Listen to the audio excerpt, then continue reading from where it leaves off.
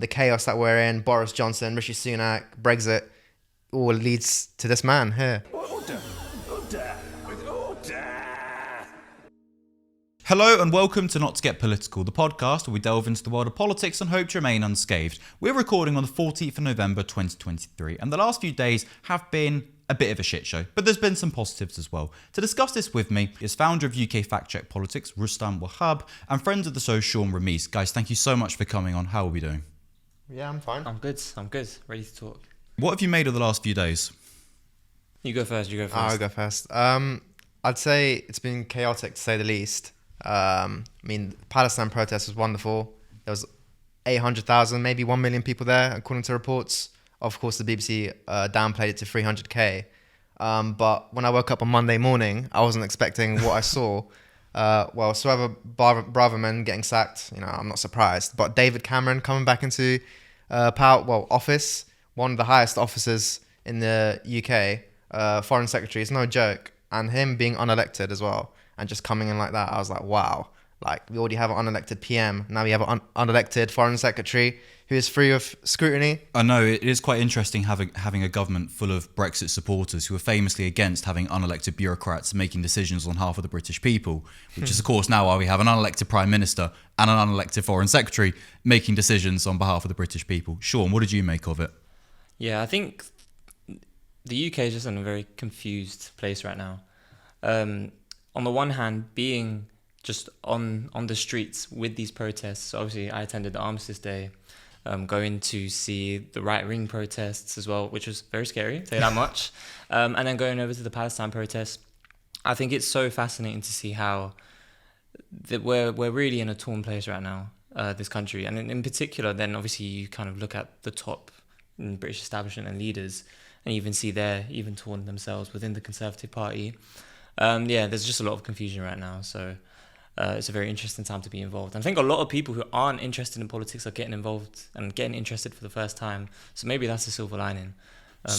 You were at the Cenotaph on Remembrance Day. Yes, I was. I saw that on your Instagram. I saw that and thought, you are brave. You are very brave. Yeah. What was that like? Maybe a bit stupid, but no, look, I think that day in particular was such an interesting day because it really did demonstrate a paradox within British society. So on the one hand, you have an armistice protest, which is about literally putting your arms down, and then just next to it, you have not next to it, but a couple miles away, you have a ceasefire protest. Now, armistice and ceasefire are literally synonyms, but then the British establishment, media, politicians, etc., have literally just tried to make them so opposed.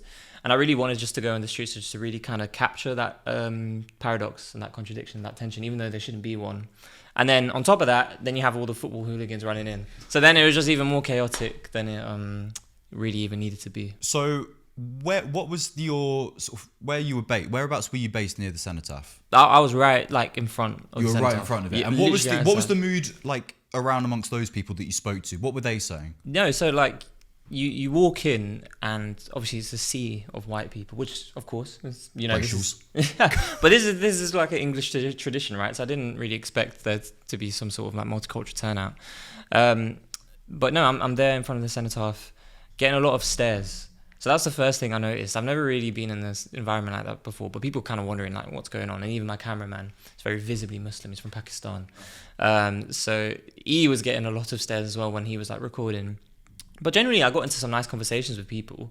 I'm not going to pretend like everyone there was like bad or anything. And it was quite nice just to sort of be part of that tradition. Because obviously you grow up, you go to school, they sell you poppies, these sorts of things. But to actually be there for the first time, it was quite nice. And then also seeing the sort of ceremony, and you see the Sikh veterans, you see people who are like Chinese or East Asian, etc.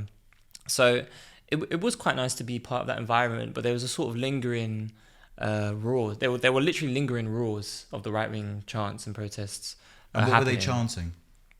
England, all that type of So it was basically like you're not there there to pay your respects. You're basically there to pretend like you're at a football match. Well, the interesting thing was the actual silence was delayed because they were shouting. So the silence happened, and you'll see this in the video when I post it. You literally hear the chants which literally delayed the whole thing. Well, don't you know that true patriots scrap with the police and lead a football chants Well, no, instead there of you bothering go. the fallen? Yeah, no, there you go. And I'm sure we'll get into it, but I think the police did a really good job that day, to be fair. I think that they had actually like an impossible task.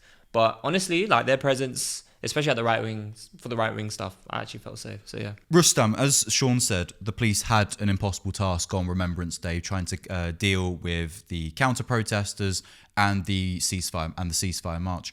Why do you think that day in particular would be so difficult for the police? I mean, it goes back to last week, doesn't it? When Suella Braverman, the Home Secretary, former Home Secretary now, whipped up a massive amount of hatred, calling them hate marches, the pro-Palestine marches as hate marches. Well, you know, there's 500,000 people attended, I think, previous to that, to this one. 500,000 people attended the biggest one, and now over 800,000 in this one. So when the right-wing mob goes online and looks at something like that, from the Home Secretary especially, they're gonna get galvanized. They're gonna get inspired to go on the streets, to go and try and interrupt the pro-Palestine protests. And unfortunately, they disrupted, where they caused obviously some violence with the police and disrupted the 2-minute silence on the Cenotaph. But it all goes down to the Home Secretary, to be honest. She's come out with like populist vandalism, I'd say is the word. Almost like a Trumpian, I'd say, to be honest. The rhetoric, the dog whistle rhetoric. It was just really, really horrific when she came out with that. And actually, it made it unsafe for people traveling back from the march as well. Luckily, I didn't go to Waterloo, although I was considering it. You've obviously seen the scenes of those 4 guys. I believe that 3 of them have been identified. There's still one that they're still trying to identify, but I think that will happen very soon. Yeah, I mean, luckily, I was considering going to Waterloo because that's like my go-to station, and then to go to Stratford. But then, luckily, St. James's Station opened, and I went with a friend there. But if I went to Waterloo, I think it would have been really, really bad. Like, just seeing that, obviously, me being a person of like colour and being Muslim as well, and obviously the Palestine stuff is quite like very like sensitive with me, especially just because I'm from Afghanistan ethnically, and we've gone through war, oppression, and obviously it's nothing comparable to the Palestinian people. But those scenes at Waterloo, and even when I was going to get some lunch at London Victoria Station, I witnessed like racist abuse and like Islamophobic comments made to like a woman wearing a hijab. She was shoved. Her Palestinian flag was thrown to the floor, and the police had to intervene. By counter-protesters or just members of the public that were... I think it was just members of the public just walking past, and obviously that's all whipped up by the Home Secretary's comments, calling the marches as hate marches, saying that they should be banned, saying the Metropolitan Police isn't doing their job. I think the police did a decent job at keeping everyone safe. Obviously, I'm not a big fan of the police, but... well, I'll read you part of the Met statement that they put out. They said that groups of several hundred were intent on confrontation and multiple arrests have been made, including for possession of knives, batons and Class A substances, and there was an assault on an emergency worker. So these people clearly meant to do damage and clearly didn't fear any repercussions whatsoever if they're bringing those sorts of weapons. And why would they when our government has effectively given them the green light to take action into their own hands? Sort of talking more about the ceasefire march, it wasn't squeaky clean. I think we could be honest. We can see that there was the Met said that there was a breakaway group of 150. I saw people letting off fireworks. I did see some racist posters, racist placards, and some racist chants. This stuff, people attending these marches, partaking in that, surely know that this won't help the ceasefire movement. So why do you think that they do it? Sean, if you want to go first. I think, well, look, when you have, 800,000 people, nearly 1 million people, there's obviously going to be a plethora of different views. And then, of course, there will be a minority of people who then, maybe say anti-Semitic things or say some hateful things, etc., will become a bit rowdy because, again, it's a very sensitive topic. But then this obviously shouldn't be cast on the whole movement as a hate march. And why shouldn't it be? Because then basically the counter-argument is that, well, if you look at like Armistice or you look at these right-wing protesters, these are just a minority. But I'll explain the sort of fundamental difference. The difference is that with the ceasefire march, the organisers, right, and the sort of purpose of it is for a ceasefire. Even the organisers themselves said, don't bring this, don't do that, right? So they don't have any responsibility, and therefore the entire march itself as a concept doesn't have any responsibility for these people. But then on the other hand, when you're getting the sort of intention for these kind of right-wing protests was literally to go and protect this country from what? Who's fighting it? The fact that like they literally went to go and just charge at people, charge at the police, charge at me. In the video, I was charged at as well. Thank God the police were there. But this is why it's just so flawed at its core, because you get this minority of people at the Palestine March, and then this is meant to somehow undermine the whole thing, when the reality is the intention of the Palestine March wasn't that. It was literally for ceasefire. And then people want to try and draw comparisons, but there's not a comparison to be made, because that is not a minority representation in the right-wing group. That was literally the purpose of it. The purpose of it was to cause trouble, and that was led by, like you said here, Suella Braverman's comments. So yeah. Rustam? Yeah, I mean, I went to the protest. It was fantastic. The atmosphere was great. It was incredibly peaceful. When I was there, the chants were completely fine. I'm not sure what chants were. There's a chant in Arabic, I believe, that is in reference to a war that Muslims had against the Jewish people in the 7th century, that I believe that is what is being seen as anti-Semitic. Okay. Also, From the River to the Sea, which is a chant that some Jewish people believe is anti-Semitic, others don't. I did see Jewish people partaking in that chant. It's not really my place to say whether it's racist or not, but that's for Jewish people to decide and to inform us. So Sean, I want to talk more about being at the Cenotaph and sort of happened. You mentioned that you were charged at. What happened there? No, so as you've seen in the video, so after the Cenotaph sort of proceedings finished, I went around the corner towards Big Ben just to see I literally just followed where all the noise was. And then what you see is the police literally caving in this big group of very rowdy English people. And we were recording, and in the video I say, I haven't really made eye contact with one of them yet, but I'm sure that all of a sudden you see someone try to charge forward. So obviously I can't say for certain they're charging at me. It seemed like they were charging for the camera. I mean, like I said, I literally have it on video. Yeah. And the police kind of had to they just jumped in. Very good reflexes from them. I'm kind of impressed. You owed them an apology. You weren't familiar with their game. Yeah, I wasn't. Honestly, was not familiar with their game. So all I can say about the police in this regard is that they did that well, right? And that's the kind of experience I had with them. I'm sure that there's some people who complain about their behavior at the Palestine March, etc. But it's always going to be a sort of controversial thing, anyways.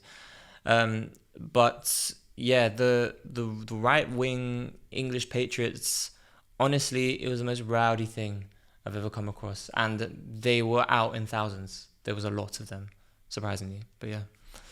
Rustam? I think, coming back to the Palestine protest, when I was there, it was very family friendly. Little kids were out and about protesting, which I thought was really, really nice and warming to see. There was even a couple of dogs that I saw. Saw a fair few dogs as well, yeah. But it was for most part of it, it was really, really peaceful. I did see a few anti-Semitic placards online on Twitter, which obviously I thought was horrible. But all in all, I think there was around 10 people out of God knows how many, 800,000, 1 million, that the Met Police want to speak with. But compare it to the counter-protesters, the far right-wing mob, I think there was 100 arrests made out of, a couple of thousand people.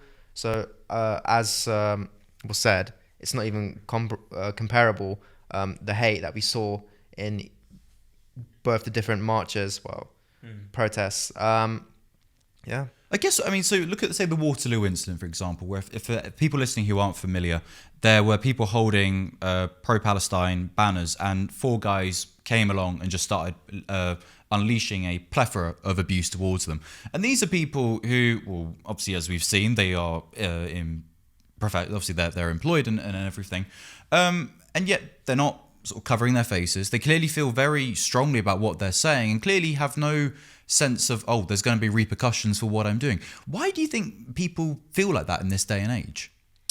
It comes back to the age-old questions the Home Secretary, Suella Braverman, I think people feel like that already, but when you have someone in the political space that's in such a high power of office that comes out and publicly says these are hate marches, the Cenotaph, the pro-Palestinian protesters must not go anywhere near the Cenotaph. Well, you can see quite clearly on the route we were going nowhere near. Yeah. Nowhere near the Cenotaph, and I don't think. Yeah. Yeah, I don't think anyone went near the Cenotaph.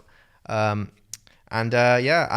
what these far right wing nutters thought, okay, we need to go to the Cenotaph and protect it, but don't. And it's just like, who are you protecting it from? Yeah. Like, what, your veterans? And also the It was police the are there as yeah, well. it's the most well protected thing. You've literally got ex-army veterans. You've got the whole police force. Yeah. And like, I'm sure like, like literally like soldiers everywhere just in And the Palestine demo didn't even start for like another couple of hours and was 1.5 miles away from where the Cenotaph was? Put it this way, I was at both. I literally felt so safe when I went to the Palestine one. Obviously, cool, like no shit. That's the way I look. I'm literally a Muslim as well. But generally, the fact that there were literal families at the Palestine protests, babies, like you said, dogs. Like it was actually such a good environment, a good place to be. So I don't really, honestly, there was only one hate march that day, and it's clear to see which one it actually was. So obviously, with the ceasefire movement, it's not going to stop until at least the UK government backs a call for a ceasefire. In Suella Braverman's resignation letter, well, not resignate. Why are we saying resignation letter? She was sacked, right? It's in a little petty like, oh, I know you're not going to read this message. Yeah, pretty much. Yeah. She mentioned that she said that she wanted more action taken against what she calls hate marches. Where do you think we go from here with these ceasefire marches? As in, what action do you think the UK government is going to take? So I don't think they will back a ceasefire, because I think foreign policy throughout history in the UK is actually kind of just dictated by what the US does. So until the US actually, pushes for that, then you're probably not going to see anything. But I think it's worth letting politicians know you can't take my vote for granted. So, the Muslim vote, for example, from Labour has been absolutely just zapped away, right, because of their decisions.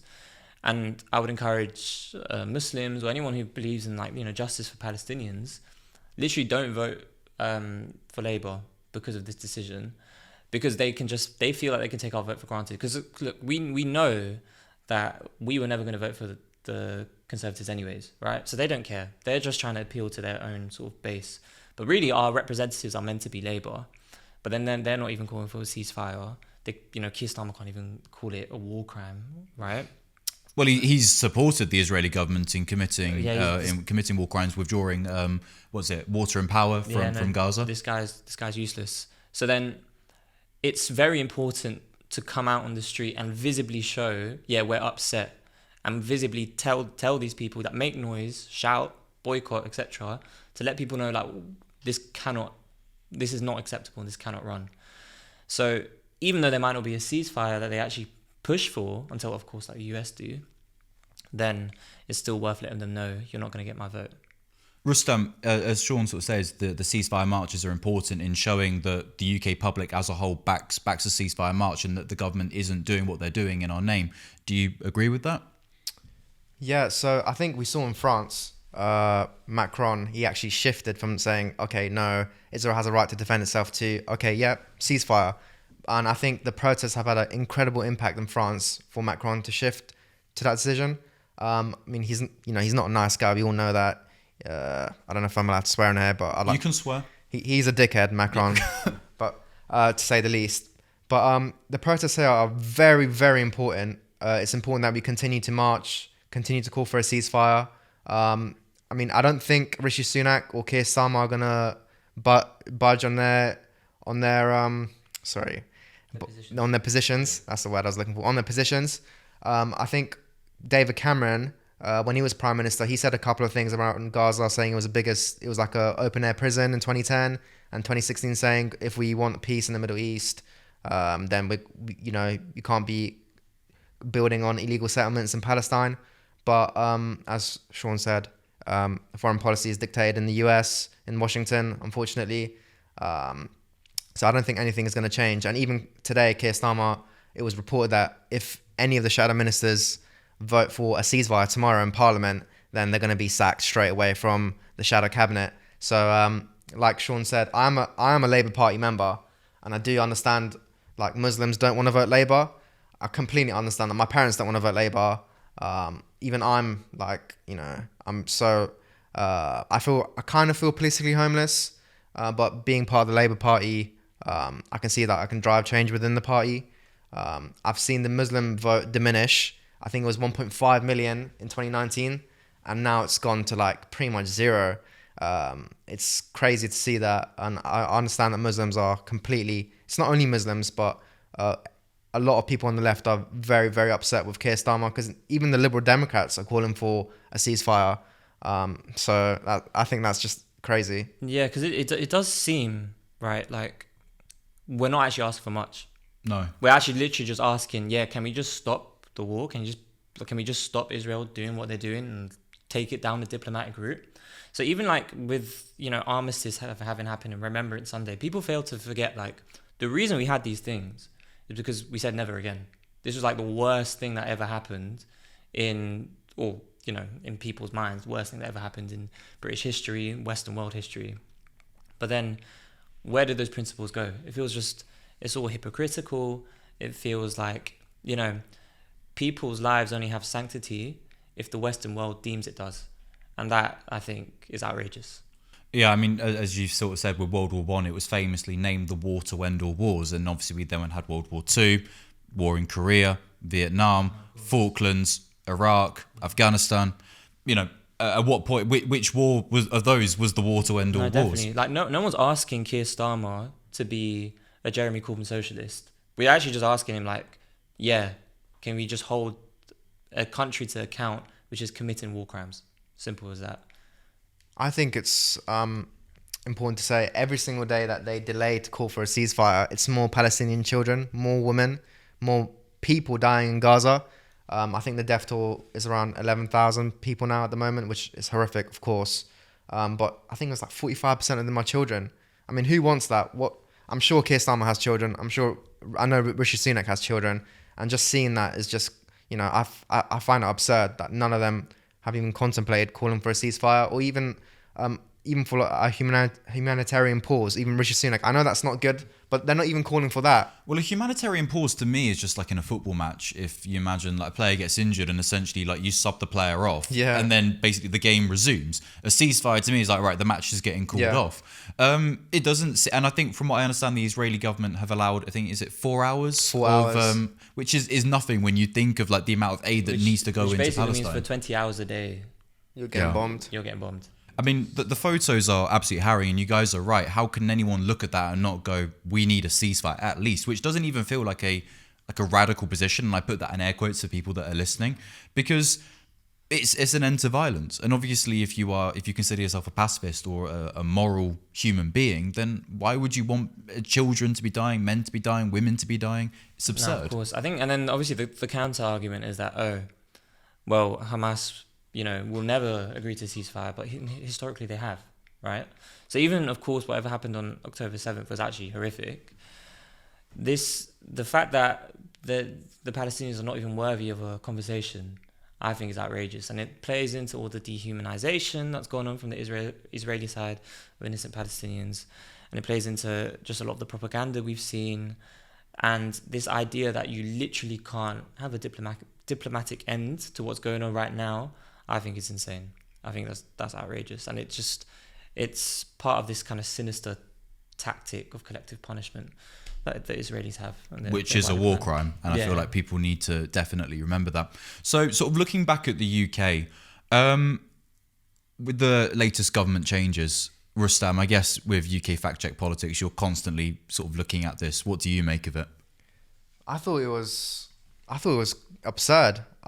I mean, I woke up in the morning, I saw Suella Braverman got sacked, and as soon as I saw David Cameron pop in, I was like, okay, what's going on here? And then they said, he's a new foreign secretary. At first thing, I thought, okay, well, he doesn't have a seat in Parliament, and he's not a Lord as well, so he's going to have to get a peerage, which I thought was I think it's undemocratic in itself. 100%. And secondly, now David Cameron, former Prime Minister, is free of all scrutiny, which I don't really think it matters, to be honest, in Parliament when they do their little debates and, make the snarky comments at each other. But I think that's very undemocratic too. But also, we're talking about a man whose legacy is austerity, whose legacy is that in Libya, he basically, on foreign policy, he was the one that said they should bomb Libya to kill Gaddafi, to lure him out. And I think in 2016 it was a Committee on Foreign Affairs said that David Cameron was responsible for the downfall of Libya, for the civil war that is ongoing in Libya. And I think that guy, he's an awful human being. His austerity policies led to 130,000 excess deaths. 330,000, yeah. Yeah, and that was a report published by UCL as well. It's a man that we're talking about here who himself has a disabled son that wanted to cut disabled benefits, PPI, which is horrific. But this man's legacy is literally chaos, death, and also, of course, Brexit 2016. He left the country in a political chaos. It was a calamity. And for, I think, maybe 4 years, we were very unstable. There was no progress in the country in terms of any policies or any sort of reform. It was just all Brexit. And it really, really kept the country behind. But everything that has happened in the UK in terms of like politics-wise, the chaos that we're in, Boris Johnson, Rishi Sunak, Brexit, all leads to this man here. It feels like, you know that meme of the two astronauts looking at on the moon, looking at the Earth, and like one of them's like, wait, it's like it's round, and someone's like, always has been. And it's like, where they put that in the context of David Cameron and George Osborne. And it's like, oh wait, so it's all George Osborne and David Cameron's fault. And it's like, always has been. And I guess you could literally trace it back to those two guys. Sean, what did you make of it? Well, I think it's a desperate plea from the Conservative Party to gain some sort of stability. So Rishi was obviously put in a tough place because he's been trying to, for a very long time, show that he's a leader who can bring the Conservative Party together, the moderate kind of faction and the very kind of far right faction. So he's struggled with that a lot. And then, of course, then you have the opportunist Suella Braverman come out of the woodworks, put pressure on him, so then she can try and just basically control that kind of right-wing niche because she wants to basically go against him in the next Conservative Party leadership. So he was obviously forced to get rid of her based on her comments. So, because let's be real, she wanted this. Yeah. Right. This is one of her plans to, become some sort of martyr for the Conservative Party. Well, become the next leader of the Conservative Party, of basically. Course. And I don't know, like hold him to account for whatever.